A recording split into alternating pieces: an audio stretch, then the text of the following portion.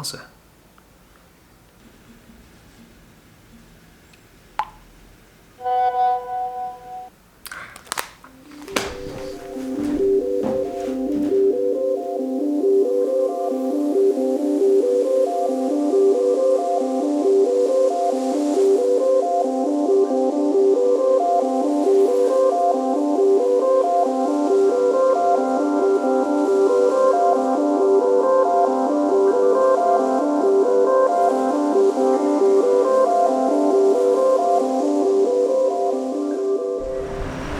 Well, hello everybody, it's good to be back outside. I have to say, I feel like I've been doing videos from my office for ages, but I have landed in South America. I'm in Punta Arenas, or Punta Arenas, you know what I'm like with my pronunciations.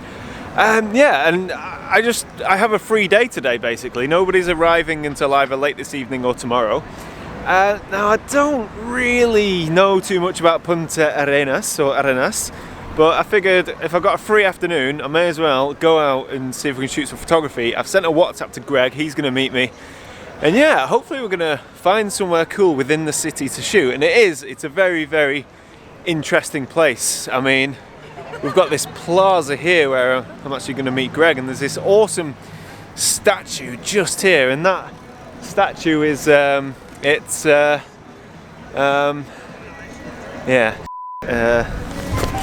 there is a really interesting history to Punta Arenas.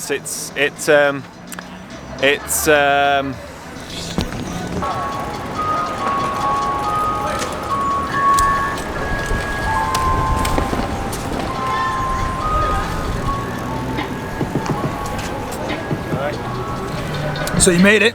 I made it, yeah. How's it going?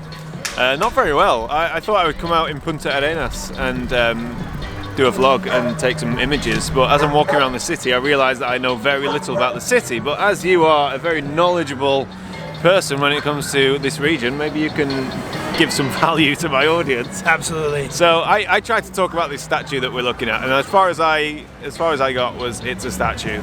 So I know it is interesting and there is something there. Could you explain it? Yeah, so the statue represents Ferdinand Magellan and a bit of the Patagonia region down here. Okay. Magellan was the first person to circumnavigate the globe back in the early 16th century. Right. And what about the two guys sat on the statue, on the monument? They are Tehuelche First Nations, indigenous from Patagonia, and they were the first ones the Europeans came across when they sailed through here and through the Strait of Magellan, which Punta Arenas sits on. Ah, Punta Arenas sits on the Strait of Magellan. Yes. And the name, this is the most interesting bit, and this is the bit that gets me every time in the story that I tell everybody when I go home from being here in Patagonia.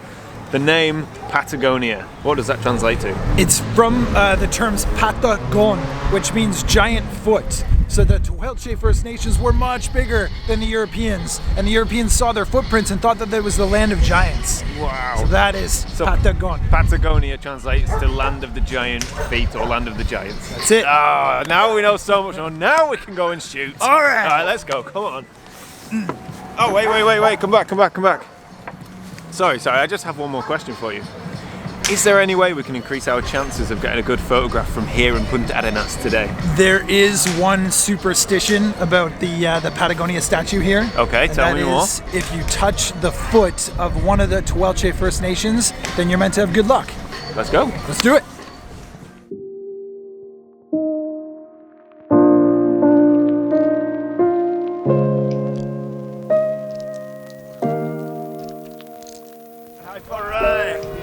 Yeah, it's gonna be good. It's gonna be good. I think so. Yeah, I think we're gonna. What are you guys doing? It's a dirty foot. It's disgusting. It's good luck. Good luck. Wait, he told us the story. That's how you get a cold like I got in Norway. But the history of Patagonia. But this is a photography blog, not a history blog. But the people want to know about the people want you to take a picture. Let's go take pictures. You heard the man. Let's go.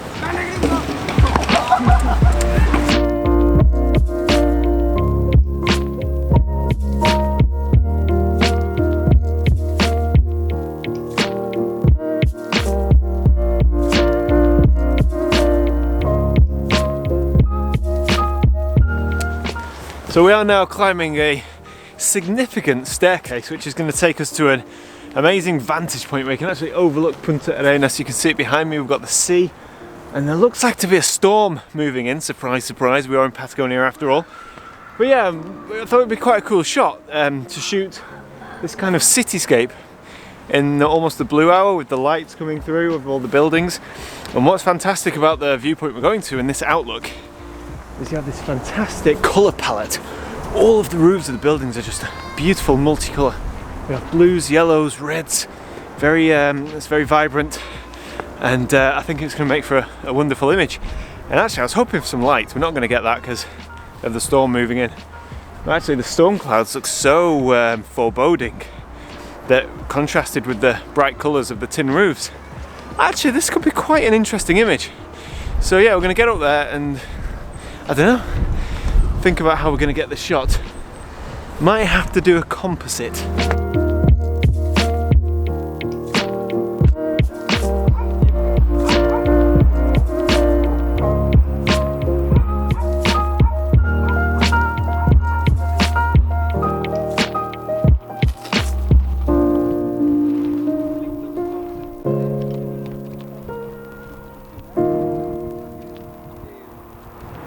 So this is really nice, and actually from this viewpoint, the cloud, it's this cloud and the storm that really is going to make this image, because there's no light. Now this isn't a scene that I would typically photograph, so I'm not too sure what I'm going to do here or how I'm going to execute it.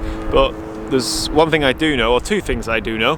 One is that I want this to be a pano, and two is that I think it's going to have to be a composite, which basically means I'm going to shoot the same pano starting at the same point, ending at the same point. I'm going to do that over and over again as the light changes, as the light fades, maintaining all of my settings except my shutter speed.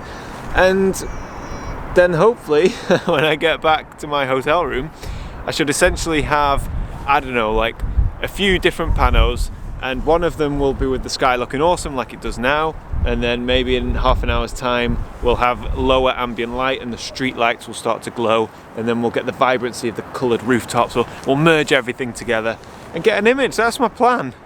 Not something I would typically do, but you know, I'm here shooting images I wouldn't normally shoot, and this is a city I don't know, and to me coming to Patagonia, even though I was here last year, everything feels new, so I'm embracing that feeling. So yeah, I'm looking forward to this, and I'm going to get started. But before I get started, actually I think I need to change lenses. I've got the 24-70 on. I want to get in a bit tighter, probably up to about 100mm. So this lens is going to have to go.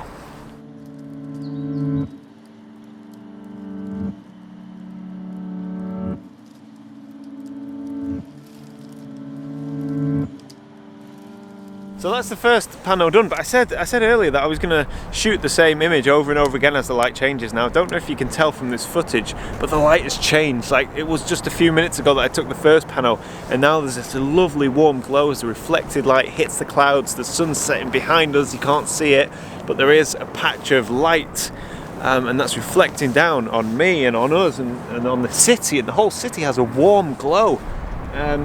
Basically the rooftops are looking so vibrant, more so than they have all day and all evening. So I'm going to shoot another pano now, and you know, as I said before, the idea is to shoot as many as I can and then maybe do a composite, maybe not, I don't know. But yeah, this with the storm clouds and the light on the city, this is just looking fantastic.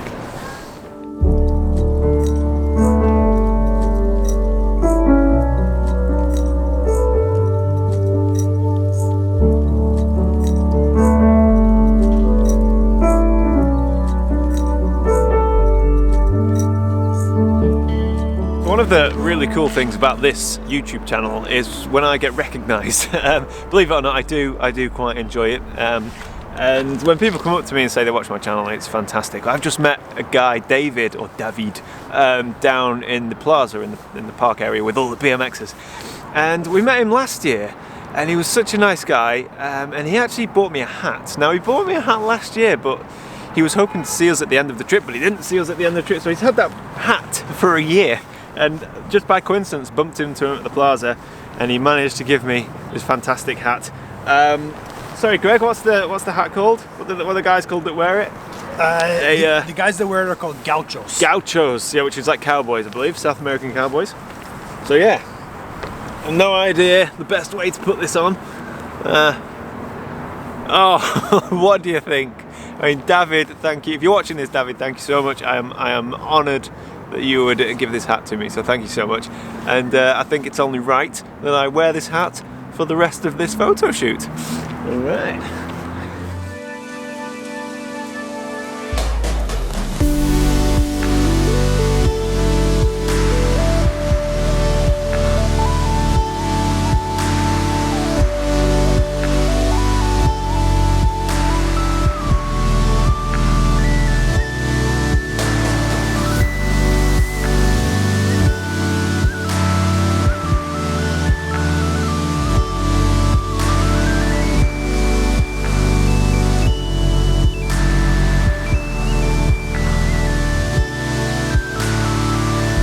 It's getting dark now, the sun has set, we are transitioning into blue hour, and this is where I think it's going to get interesting. I'm probably going to shoot 2 more panos, one right about now or in the next few minutes as we get the ambient glow from the lights in the buildings and the street lights and that kind of thing. And then I want it to get a bit darker, and I may even drop on a filter to give myself a really long exposure. I'm shooting everything at f11, and I think the longest exposure I've taken so far is about 1.3 seconds. But what I want to do is get all of the car tail lights in a nice smooth kind of blur, like the trails, you know, car trails. And to get that I'm probably going to need 10 or 15 seconds, so I might need that ND filter. But yeah, I'm not sure. This isn't something, just get my focus, this isn't something that I usually photograph, and that concerns me a little bit because I was chatting with Gregg before and he asked me if I've ever ditched a video because it all hinged on one image and that image didn't work out. And I have done that in the past, and it got me thinking that this very much could be one of those videos, because as fun as it has been to make this vlog here today, this image might not work. This isn't my usual type of photography, this whole composite and shooting the same image over and over again, especially with being a cityscape. So yeah, I'm kind of thinking, you know, if this image is rubbish, and it may well be rubbish, does the video go out anyway? I'm not sure. That is a decision I'll have to make in the edit suite. But for now, it's getting dark. I have 2 more panos to shoot, and hopefully I will not be wasting 10 minutes of your time this evening and we will get a photograph. So yeah, let's shoot another pano.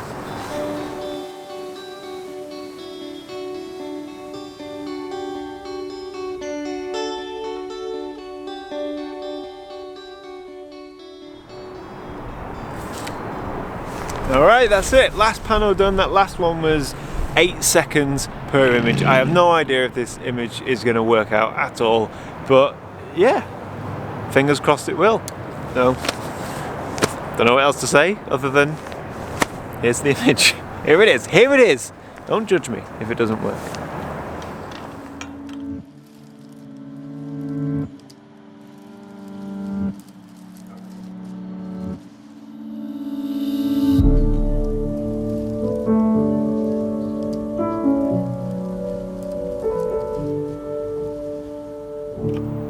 So despite my reservations while shooting this pano all evening, I'm actually quite happy with how the final photograph turned out. And that's great because this isn't a type of photography that I practice too often. But if you stick around until the end of this video, I will show you a before and after, as well as show you the images that I used to composite the final photograph, as well as include some of the settings, so you have a bit more of an idea about how the final image was created.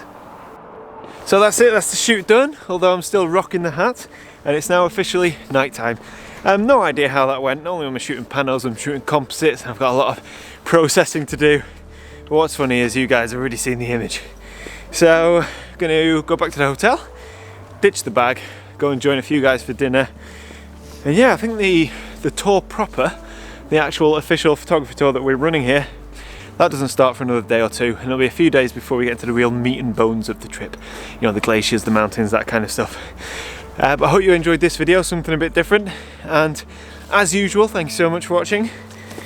And yeah, nothing left to say. So until next time, bye for now.